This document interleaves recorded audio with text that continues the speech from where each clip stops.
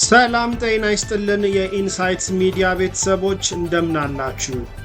የዕለቱን አጫጭር መረጃዎች ይዘን ቀርበናል። አብራችሁን ቆዩ። በምዕራብ ኦሞ ዞን በተከሰተ የአባ ሰንጋ በሽታ 7 ሰዎች መሞታቸው ተገለጸ። በሽታው የቤት እንስሳትንም ገድሏል። በደቡብ ምዕራብ ኢትዮጵያ ክልል ምዕራብ ኦሞ ዞን በተቀሰቀሰ የአባ ሰንጋ በሽታ 7 ሰዎችን ጨምሮ የቤት እንስሳት መሞታቸውን የዞኑ መስተዳድር አስታውቋል።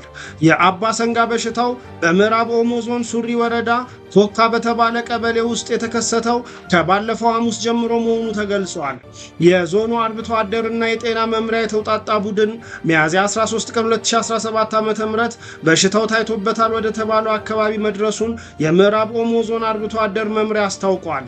ቡድኑ ባደረገው ምርመራ በሽታው አባ ሰንጋ ወይም አንትራክስ መሆኑን ማረጋገጥ መቻሉን የመምሪያው ኃላፊ አቶ በለጠ ግርማ ተናግረዋል። በሽታው እስካሁን በሰው ሕይወትና በእንስሳት ላይ ጉዳት ማድረሱን ኃላፊው ገልጸዋል።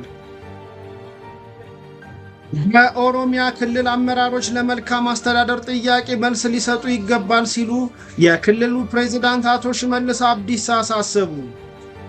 በክልሉ የሕዝብ ጥያቄዎች በአግባቡ አመራሩ መልስ ሊሰጣቸው እንደሚገባ አሳስበዋል።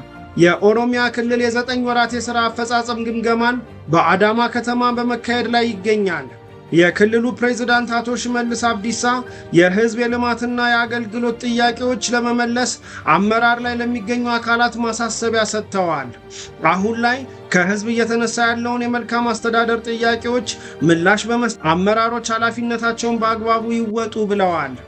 ፕሬዝዳንቱ በመድረኩ የ9 ወራቱን ግምገማ በክልሉ ላይ የሚስተዋሉና የታዩ ክፍተቶችን በአግባቡ ለመፈተሽ ነው ብለዋል።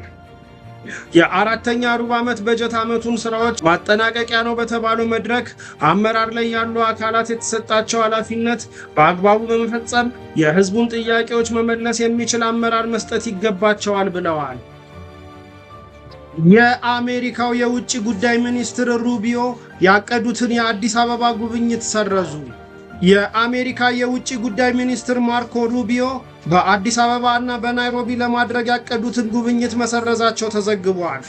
ይህ የሆነው የኬንያው ፕሬዝዳንት ዊሊያም ሩቶ በዛሬው ዕለት ለ5 ቀናት ጉብኝት ወደ ቻይና ካቀኑ ከሰዓታት በኋላ ነው።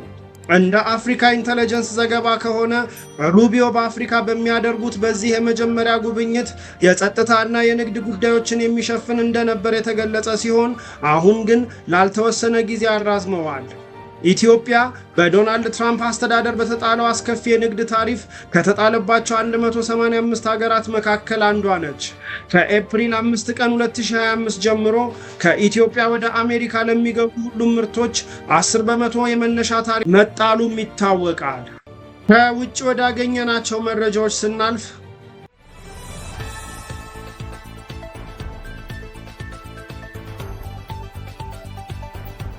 በኢስታንቡል በሬክተር ስኬል 6.2 የተለካ የመሬት መንቀጥቀጥ መድረሱ ተሰምቷል። በዛሬው ዕለት በቱርክ 6.2 በሬክተር ስኬል የተመዘገበ የመሬት መንቀጥቀጥ መከሰቱን የሀገሪቱ የአደጋና የድንገተኛ አደጋ አስተዳደር ባለስልጣን ኤኤፍኤዲ አስታውቋል። የመሬት መንቀጥቀጡ በኢስታንቡልና በአጎራባች አካባቢዎች በጠንካራ ሁኔታ የተሰማ ሲሆን ይህም ነዋሪዎች በፍርሃት ሕንፃዎችን ለቀው እንዲወጡ አድርጓል ሲል አናዶሉ ዘግቧል። የኢስታንቡል ገዢ ጽሕፈት ቤት እስካሁን ምንም አይነት የጉዳት ሪፖርት አልደረሰም፣ የሚመለከታቸውን ክፍሎች የመስክ ቅኝት ጥረታቸውን ቀጥለዋል ብለዋል። የቱርኩ ፕሬዝዳንት ረሲፕ ጣይብ ኤርዶጋን መልካም ምኞቴን ለዜጎቻችን አቀርባለሁ፣ ጉዳዩን በቅርበት እየተከታተልን ነውም ብለዋል።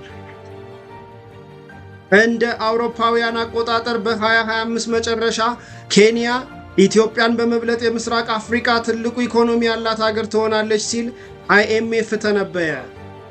የዓለም የገንዘብ ድርጅት አይኤምኤፍ አዲስ ባስቀመጠው ትንበያ መሰረት እንደ አውሮፓውያን አቆጣጠር በ2025 መጨረሻ ኬንያ ኢትዮጵያን በመብለጥ የምስራቅ አፍሪካ ትልቁ ኢኮኖሚ ያላት ሀገር ትሆናለች ሲል አስታውቋል።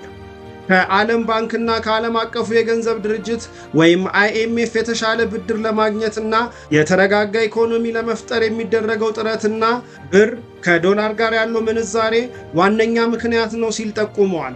እንደ አውሮፓውያን አቆጣጠር በ2025 የኬንያ አጠቃላይ ሀገራዊ ጥቅል ምርት ወይም GDP 132 ቢሊዮን ዶላር ይደርሳል ያለው የገንዘብ ተቋሙ ትንበያ የኢትዮጵያ አጠቃላይ ሀገራዊ ጥቅል ምርት ደግሞ 117 ቢሊዮን ዶላር እንደሚሆን ማስታወቁን የብሉምበርግ ዘገባ ያሳያል።